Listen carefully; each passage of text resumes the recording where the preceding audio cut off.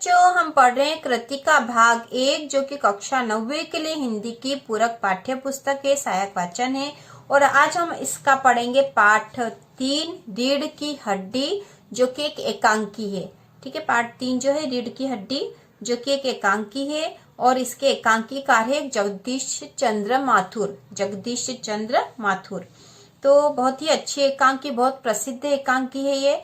और MP board में कृतिका से जितने पाठ दिए गए हैं उनसे उनके पाठों के सारांश ही आएंगे। एमपी बोर्ड में इन पाठ से सारांश के प्रश्न ही पूछे जाएंगे कि इस पाठ का सारांश बताइए। ठीक है, तो आप उसको उसी तरह से इसकी पढ़ाई करनी है। यदि आप पाठ अच्छे से पढ़ लोगे तो सारांश भी आसानी से लिख लोगे। तो आज हम पढ़ेंगे एकांकी रीढ़ की हड्डी। एकांकीकार है जगदीश चंद्र माथुर। मामूली तरह से सजा हुआ एक कमरा, अंदर के दरवाजे से आते हुए जिन महाशय की पीठ नजर आ रही है वे अधेड़ उम्र के मालूम होते हैं। ठीक है, एक तख्त को पकड़े हुए पीछे की ओर चलते चलते कमरे में आते हैं। तख्त का दूसरा सिरा उनके नौकर ने पकड़ रखा है। तो अब हम देखते हैं कि क्या स्थिति। यहाँ पर एक कमरा बता दिया है। बाबू, अबे धीरे धीरे चल, अब तख्त को उधर मोड़ दे, उधर, बस बस।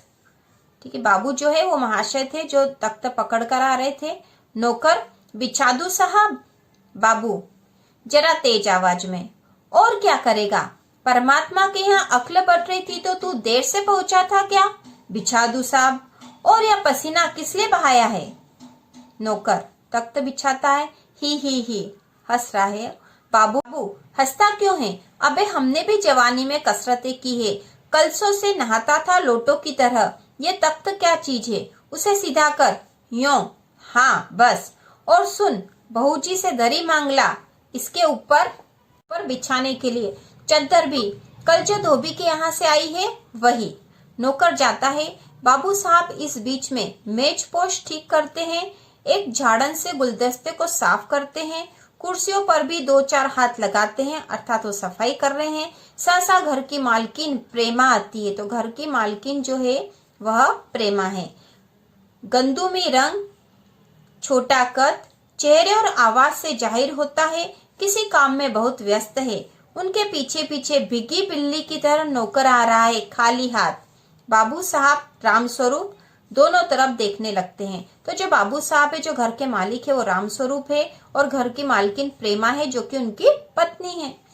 प्रेमा, मैं कहती हूँ तुम्हें इस वक्त धोती की क्या जरूरत पड़ गई? एक तो वैसे ही जल्दी जल्दी में। रामस्वरूप, धोती? प्रेमा, हाँ अभी तो बदल कर आए हो और फिर न जाने किस लिए। रामस्वरूप, लेकिन तुमसे धोती मांगी किसने? प्रेमा, यही तो कह रहा था रतन। रामस्वरूप, क्यों बे रतन, तेरे कानों में डांट लगी है क्या? मैंने कहा था धोबी के यहाँ से जो चद्दर आई है उसे मांग ला। अब तेरे लिए दूसरा दिमाग कहाँ से लाऊं, उल्लू कहीं का। तो यहाँ पे हमें पता चलता है जो नौकर है उसका नाम है रतन। तो ये जो घर है, इस घर के मालिक है रामस्वरूप, इनकी पत्नी है प्रेमा जो कि घर की मालकिन है और नौकर है रतन। प्रेमा, अच्छा जा, पूजा वाली कोठरी में लकड़ी के बॉक्स के ऊपर धुले हुए कपड़े रखे हैं ना, उन्हीं में से एक चद्दर उठा ला। रतन, और दरी? प्रेमा, दरी यही तो रखी है कोने में, वह पड़ी तो है। रामस्वरूप दरी उठाते हुए, और बीबी जी के कमरे में से हारमोनियम उठा ला और सितार भी, जल्दी जा। रतन जाता है। पति पत्नी तख्त पर दरी बिछाते हैं। प्रेमा, लेकिन वह तुम्हारी लाडली बेटी तो मुंह फुलाए पड़ी है। रामस्वरूप, मुंह फुलाए? और तुम उसकी माँ, किस मर्ज की दवा हो? जैसे तैसे करके तो वे लोग पकड़ में आए हैं। अब तुम्हारी बेवकूफी से सारी मेहनत बेकार जाए तो मुझे दोष मत देना। प्रेमा, तो मैं ही क्या करूं, सारे जतन करके तो हार गई। तुम्ही ने उसे पढ़ा लिखा कर इतना सिर चढ़ा रखा है। मेरी समझ में तो ये पढ़ाई लिखाई के जंजाल आते नहीं। अपना जमाना अच्छा था, आई पढ़ ली, गिनती सीख ली और बहुत हुआ तो स्त्री सुबोधी ने पढ़ ली। सच पूछो तो स्त्री सुबोधिनी में ऐसी ऐसी बातें लिखी है, ऐसी बातें कि क्या तुम्हारी बीए एमए की पढ़ाई होगी। और आजकल के तो लक्षण ही अनोखे हैं। रामस्वरूप, ग्रामोफोन बाजा होता है ना? प्रेमा, क्यों? रामस्वरूप, 2 तरह का होता है, एक तो आदमी का बनाया हुआ उसे एक बार चलाकर जब चाहे तब रोक लो, और दूसरा परमात्मा का बनाया हुआ रिकॉर्ड एक बार चढ़ा तो रुकने का नाम नहीं। प्रेमा, हटो भी, तुम्हें ठठोली ही सुस्ती रहती है। यह तो होता नहीं कि उस अपनी उमा को राह पर लाते। अब देरी कितनी रही है उन लोगों के आने में? क्या रामस्वरूप, तो हुआ क्या? प्रेमा, तुम्ही ने तो कहा था जरा ठीक ठाक करके नीचे लाना। आजकल तो लड़की कितनी ही सुंदर हो, बिना टिमटाम के भला कौन पूछता है। इसी मारे मैंने तो पाउडर वोडर उसके सामने रखा था, पर उसे तो इन चीजों से न जाने किस जन्म की नफरत है। मेरा कहना था कि आंचल में मुंह लपेट कर लेट गई। वही मैं बाज आई तुम्हारी इस लड़की से। रामस्वरूप, न जाने कैसा इसका दिमाग है, वरना आजकल की लड़कियों के सहारे तो पाउडर का कारोबार चलता है। प्रेमा, अरे मैंने तो पहले ही कहा था एंट्रेंस ही पास करा देते, लड़की अपने हाथ रहती और इतनी परेशानी न उठानी पड़ती, पर तुम तो। रामस्वरूप बात काटकर, चुप चुप दरवाजे में झांकते हुए, तुम्हें कतई अपनी जबान पर काबू नहीं है। कल ही यह बता दिया था कि उन सब लोगों के सामने जिक्र और ढंग से होगा, मगर तुम तो अभी से सब कुछ उगलने देती हो। उनके आने तक तो न जाने क्या हाल करोगी। प्रेमा, अच्छा बाबा, मैं न बोलूंगी, जैसी तुम्हारी मर्जी हो करना, बस मुझे तो मेरा काम बता दो। रामस्वरूप, तो उमा को जैसे हो तैयार कर लो, न सही पाउडर, वैसे कौन बुरी है। पान लेकर भेज देना उसे, और नाश्ता तो तैयार है ना। रतन का आना मतलब रतन उसी समय आ जाता जब ये बातचीत कर रहे हैं। आ गया रतन, इधर ला, इधर बाजा नीचे रख दे, चद्दर खोल, पकड़ तो जरा उधर से। चद्दर बिछाते हैं। प्रेमा, नाश्ता तो तैयार है, मिठाई तो वे लोग ज्यादा खाएंगे नहीं, कुछ नमकीन चीजें बना दी है, फल रखे हैं ही, चाय तैयार है और टोस्ट भी, मगर हाँ मक्खन, मक्खन तो आया ही नहीं। रामस्वरूप, क्या कहा? मक्खन नहीं आया? तुम्हें भी किस वक्त याद आई है? जानती हो कि मक्खन वाले की दुकान दूर है, पर तुम्हें तो ठीक वक्त पर कोई बात सूझती ही नहीं। अब बताओ, रतन मक्खन लाए कि यहाँ का काम करे? दफ्तर के चपरासी से कहा था आने के लिए, सो नखरों के मारे। प्रेमा, यहाँ का काम कौन ज्यादा है, कमरा तो सब ठीक ठाक है ही, बाजा सितार आ ही गया है, नाश्ता यहाँ बराबर वाले कमरे में ट्रे में रखा हुआ है, सो तुम्हें पकड़ा दूंगी, एक आध चीज खुद ले आना। इतनी देर में रतन मक्खन ले ही आएगा, दो आदमी ही तो हैं। रामस्वरूप, हाँ, एक तो बाबू गोपाल प्रसाद और दूसरा खुद लड़का है। देखो उमा से कह देना कि जरा करीने से आए, ये लोग जरा ऐसे ही हैं। गुस्सा तो मुझे बहुत आता है इनके दकियानुसी ख्यालों पर। खुद पढ़े लिखे हैं, वकील है, सभा सोसाइटियों में जाते हैं, मगर लड़की चाहते हैं ऐसी की ज्यादा पढ़ी लिखी न हो। ठीक है, तो अब हमको एकांकी में इतना समझ में आ गया है कि जो रामस्वरूप और उनकी पत्नी प्रेमा है, उनकी बेटी उमा है, और उसे देखने लड़के वाले आ रहे हैं। प्रेमा, और लड़का? रामस्वरूप, बताया तो था तुम्हें, बाप शेर है तो लड़का सवा शेर। बीएससी के बाद लखनऊ में ही तो पढ़ता है, मेडिकल कॉलेज में। कहता है शादी का सवाल दूसरा है, तालीम का दूसरा। क्या करूं, मजबूरी है, मतलब अपना है, वरना इन लड़कों और इनके बापों को ऐसी कोरी कोरी सुनाता कि ये भी। रतन, जो अब तक दरवाजे के पास चुपचाप खड़ा हुआ था, जल्दी जल्दी, बाबूजी बाबूजी। रामस्वरूप, क्या है? रतन, कोई आते हैं। रामस्वरूप दरवाजे से बाहर झांककर जल्दी मुंह अंदर करते हो। अरे ए प्रेमा, वे आ भी गए। नौकर पर नजर पड़ते ही, अरे तू यही खड़ा है बेवकूफ, गया नहीं मक्खन लाने? सब चौपट कर दिया। अबे उधर से नहीं, अंदर के दरवाजे से जा। नौकर अंदर आता है, और तुम जल्दी करो प्रेमा, उमा को समझा देना, थोड़ा सा गा देगी। प्रेमा जल्दी से अंदर की तरफ आती है, उसकी धोती जमीन पर रखे हुए बाजे से अटक जाती है। प्रेमा, ओह ये बाजा, वह नीचे ही रख गया, कमबख्त। रामस्वरूप, तुम जाओ, मैं रखे देता हूँ जल्दी। प्रेमा जाती है, बाबू रामस्वरूप बाजा उठाकर रखते हैं। किवाड़ों पर दस्तक। रामस्वरूप, हाँ आइए, हाँ। बाबू गोपाल प्रसाद और उनके लड़के शंकर का आना। आंखों से लोग चतुराई टपकती है, आवाज से मालूम होता है काफी अनुभवी और फितरती महाशय है। उनका लड़का कुछ खीस निपोड़ने वाले नौजवानों में से है। आवाज पतली है और खिसियाहट भरी, झुकी कमर इनकी खासियत है। रामस्वरूप अपने दोनों हाथ मलते हुए, हाँ इधर तशरीफ लाइए, इधर। बाबू गोपाल प्रसाद बैठते हैं, मगर बेंत गिर पड़ता है। रामस्वरूप, यह बेंत लाइए, मुझे दीजिए। कोने में रख देते हैं, सब बैठते हैं। हाँ हाँ, मकान ढूंढने में तकलीफ तो नहीं हुई? गोपाल प्रसाद खकार कर, नहीं, तांगे वाला जानता था और फिर हमें तो यहाँ आना ही था, रास्ता मिलता कैसे नहीं। रामस्वरूप, हाँ हाँ, यह तो आपकी बड़ी मेहरबानी है, मैंने आपको तकलीफ तो दी। गोपाल प्रसाद, अरे नहीं साहब, जैसा मेरा काम वैसा आपका काम, आखिर लड़के की शादी तो करनी ही है, बल्कि यूं कहिए कि मैंने आपके लिए खासी परेशानी कर दी। रामस्वरूप, हाँ हाँ, यह लीजिए, आप तो मुझे कांटों में घसीटने लगे, हम तो आपके हाँ हाँ सेवक ही हैं। हाँ हाँ हाँ, थोड़ी देर बाद लड़के की ओर मुखाबित होकर, और कहिए शंकर बाबू, कितने दिनों की छुट्टियां है? शंकर जी, कॉलेज की तो छुट्टियां नहीं है, वीकेंड में चला आया था। रामस्वरूप, आपके कोर्स खत्म होने में तो अब साल भर रहा होगा। शंकर जी, यही कोई साल 2 साल। रामस्वरूप, साल 2 साल? शंकर, हाँ हाँ जी, 1 साल का मार्जिन रखता हूँ। गोपाल प्रसाद, मार्जिन रखता हूँ मतलब वो 1 साल बीच में रुक गए हैं। गोपाल प्रसाद, बात यह है साहब कि यह शंकर 1 साल बीमार हो गया था, क्या बताएं, इन लोगों की इसी उम्र में सारी बीमारियां सताती है। एक हमारा जमाना था कि स्कूल से आकर दर्जनों कचौड़ियां उड़ा जाते, मगर फिर जो खाना खाने बैठते तो वैसी की वैसी भूख। रामस्वरूप, कचौड़ियां भी तो उस जमाने में पैसे की 2 आती थी। गोपाल प्रसाद, जनाब, यह हाल था कि 4 पैसे में ढेर सी बालाई आती थी, और अकेले 2 आने की हजम करने की ताकत थी अकेले। और अब तो बहुतेरे खेल वगैरह भी होते हैं स्कूल में, तब न कोई वॉलीबॉल जानता था, न टेनिस, न बैडमिंटन, बस कभी हॉकी या क्रिकेट कुछ लोग खेला करते थे, मगर मजाल की कोई कह जाए कि लड़का कमजोर है। शंकर और रामस्वरूप खीसे निपोड़ते हैं। रामस्वरूप, जी हाँ जी हाँ, उस जमाने की बात ही दूसरी थी। हाँ हाँ।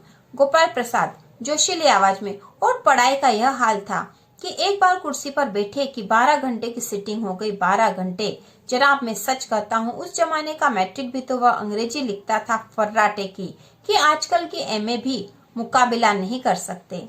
रामस्वरूप, जी हाँ, यह तो है ही। गोपाल प्रसाद, माफ कीजिएगा बाबू रामस्वरूप, उस जमाने की जब याद आती है अपने को जब्त करना मुश्किल हो जाता है। रामस्वरूप, हाँ, जी हाँ, यह तो रंगीन जमाना था। जी हाँ, वह तो रंगीन जमाना था, रंगीन जमाना। हाँ, शंकर भी ही करता है। गोपाल प्रसाद एक साथ अपनी आवाज और तरीका बदलते हुए, अच्छा तो साहब बिजनेस की बातचीत हो जाए। रामस्वरूप चौंक कर, बिजनेस? बिट समझकर, ओह अच्छा, लेकिन जरा नाश्ता तो कर लीजिए, उठते हैं। गोपाल प्रसाद, ये सब आप क्या तकल्लुफ करते हैं? रामस्वरूप, हाँ, तकल्लुफ किस बात का? हाँ, यह तो मेरी बड़ी ताकत है कि आप मेरे यहाँ तशरीफ लाए, वरना मैं किस काबिल हूँ। हाँ, माफ कीजिएगा, जरा अभी हाजिर हुआ, अंदर जाते हैं।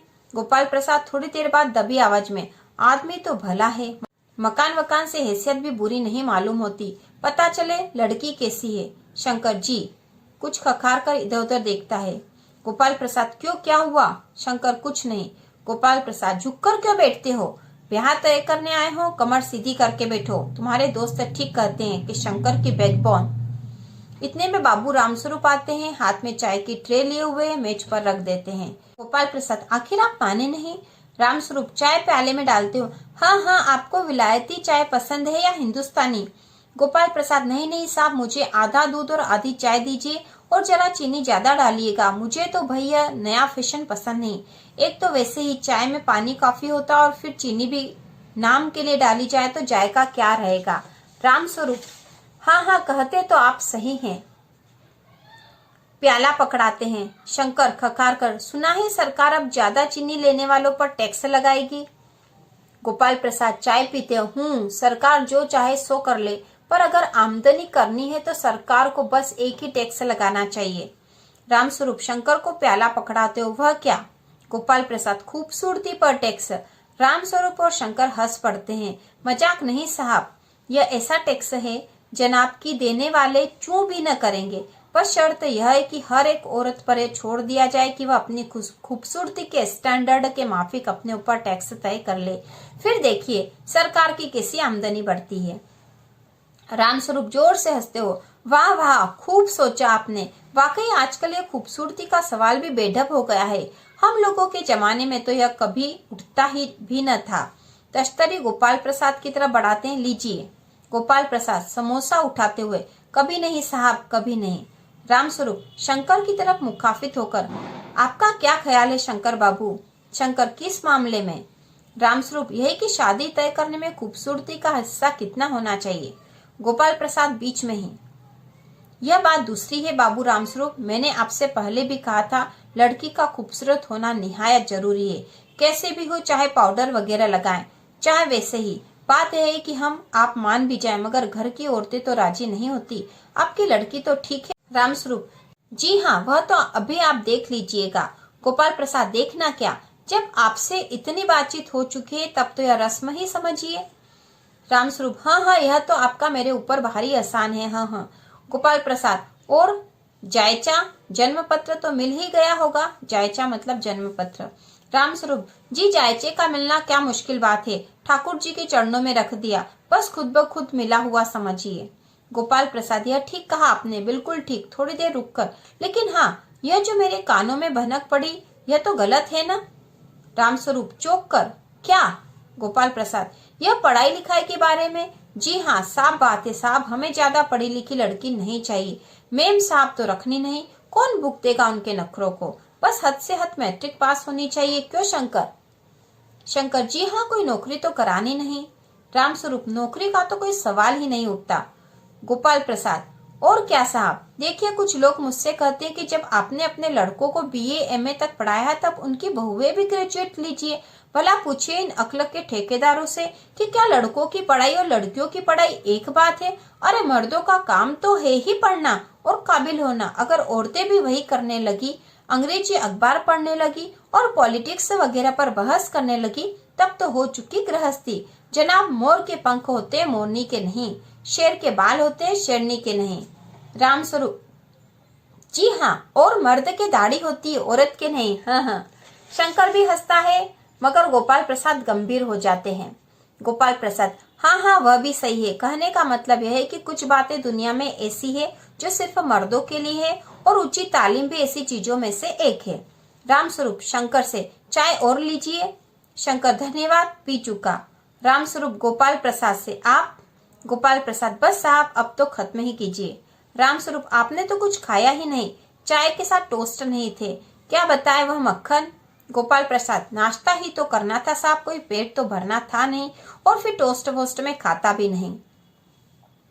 रामस्वरूप, हाँ हाँ, मेज को एक तरफ सरका देते हैं, फिर अंदर के दरवाजे की तरफ मुंह कर जरा जोर से, अरे जरा पान भिजवा देना, सिगरेट मंगवाऊं? गोपाल प्रसाद, जी नहीं।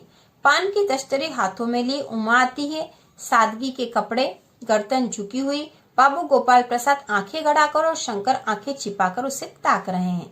रामस्वरूप, हाँ हाँ, यही, हाँ हाँ, आपकी लड़की है, लाओ बेटी पान मुझे दो। उमा पान की तश्तरी अपने पिता को देती है। उस समय उसका चेहरा ऊपर को उठ जाता है और नाक पर रखा हुआ सोने की रिम वाला चश्मा दिखता है। बाप बेटे चौंक उठते हैं। गोपाल प्रसाद और शंकर एक साथ, चश्मा? रामस्वरूप जरा सकपकाकर, जी वह पिछले महीने में इसकी आंखें दुखने आ गई थी, सो कुछ दिनों के लिए चश्मा लगाना पड़ रहा है। गोपाल प्रसाद, पढ़ाई वढ़ाई की वजह से तो नहीं है कुछ? रामस्वरूप, नहीं साहब, वह तो मैंने अर्ज किया ना। गोपाल प्रसाद, संतुष्ट होकर कुछ कोमल स्वर में, बैठो बेटी। रामस्वरूप, वहां बैठ जाओ उमा, उस तख्त पर, अपने बाजे बाजे के पास। उमा बैठती है। गोपाल प्रसाद, चाल में तो कुछ खराबी है नहीं, चेहरे पर भी छवि है। हाँ, कुछ गाना बजाना सीखा है? रामस्वरूप, जी हाँ, सितार भी और बाजा भी। सुनाओ तो उमा एकाध गीत सितार के साथ। उमा सितार उठाती है। थोड़ी देर बाद मीरा का मशहूर गीत मेरे तो गिरधर गोपाल दूसरों ना कोई गाना शुरू कर देती है। स्वर से जाहिर है कि गाने का अच्छा ज्ञान है। उसके स्वर में तल्लीनता आ जाती है, यहाँ तक कि उसका मस्तक उठ जाता है। उसकी आंखें शंकर की झेपती सी आंखों से मिल जाती है और वह गाते गाते एक साथ रुक जाती है। रामस्वरूप, क्यों, क्या हुआ? गाने को पूरा करो उमा। गोपाल प्रसाद, नहीं नहीं साहब, काफी है, लड़की आपकी अच्छा गाती है। उमा सितार रखकर अंदर जाने को उठती है। गोपाल प्रसाद, अभी ठहरो बेटी। रामस्वरूप, थोड़ा और बैठी रहो उमा। उमा बैठती है। गोपाल प्रसाद उमा से, तो तुमने पेंटिंग वेंटिंग भी? उमा चुप। रामस्वरूप, हाँ, वह तो मैं आपको बताना भूल ही गया। यह जो तस्वीर टंगी हुई है कुत्ते वाली, इसी ने खींची है और वह उस दीवार पर भी। गोपाल प्रसाद, यह तो बहुत अच्छा है। और सिलाई वगैरह? रामस्वरूप, सिलाई तो सारे घर की इसी की जिम्मे रहती, यहाँ तक कि मेरी कमीजें भी। हाँ। गोपाल प्रसाद, ठीक है, लेकिन हाँ बेटी, तुमने कुछ इनाम भी जीते हैं। उमा चुप।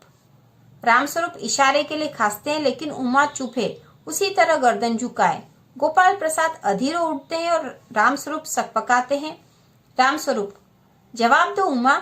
गोपाल प्रसाद से, हाँ, जरा शर्माती है। इनाम तो इसने। गोपाल प्रसाद जरा रुखी आवाज में, जरा इसे भी तो मुंह खोलना चाहिए।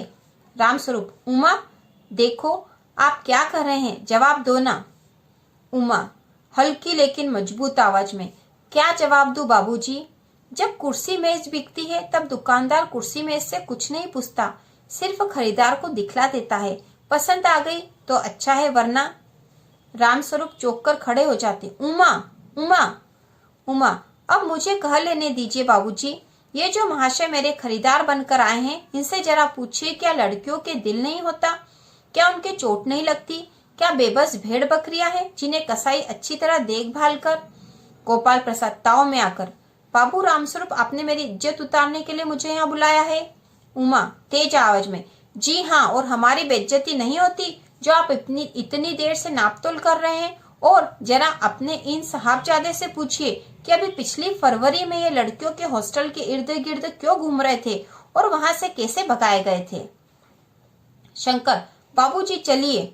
गोपाल प्रसाद, लड़कियों के हॉस्टल में? क्या तुम कॉलेज में पढ़ी हो? रामस्वरूप चुप। उमा, जी हाँ, कॉलेज में पढ़ी हूँ। मैंने बीए पास किया है, कोई पाप नहीं किया, कोई चोरी नहीं की, और न आपके पुत्र की तरह ताक झांक कर कायरता दिखाई है। मुझे अपनी इज्जत, अपने मान का ख्याल तो है, लेकिन इनसे पूछिए कि किस तरह नौकरानी के पैरों पड़कर अपना मुंह छिपा कर भागे थे। रामस्वरूप, उमा। गोपाल प्रसाद खड़े होकर गुस्से में, बस हो चुका बाबू रामस्वरूप, आपने मेरे साथ दगा किया। आपकी लड़की बीए पास है और आपने मुझसे कहा कि सिर्फ मैट्रिक तक पढ़ी है। लाइए मेरी छड़ी कहाँ है? मैं चलता हूँ, बेंत ढूंढकर उठाते हैं। बीए पास, उफ़ो, गजब हो जाता, झूठ का भी कुछ ठिकाना है। आओ बेटे चलो, दरवाजे की ओर बढ़ते हैं। उमा, जी हाँ, जाइए, जरूर चले जाइए, लेकिन घर जाकर जरा यह पता लगाइएगा कि आपके लाडले बेटे के रीढ़ की हड्डी भी है या नहीं, यानी बैकबोन। बाबू गोपाल प्रसाद के चेहरे पर बेबसी का गुस्सा है और उनके लड़के के रुलासापन। दोनों बाहर चले जाते हैं।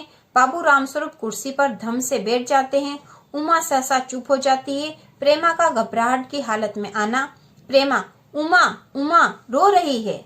यह सुनकर रामस्वरूप खड़े होते हैं। रतन आता है। रतन, बाबूजी मक्खन। सब रतन की तरफ देखते और पर्दा गिरता। तो इस प्रकार ये जो पूरी एकांकी थी, यह दहेज प्रथा के विरोध के लिए और लड़कियों को जो शादी के लिए जिस तरह से उनके साथ व्यवहार किया जाता है, उनकी जितनी ये पूछताछ की जाती है कि तुम्हें क्या आता और क्या नहीं आता, इस बारे में थी।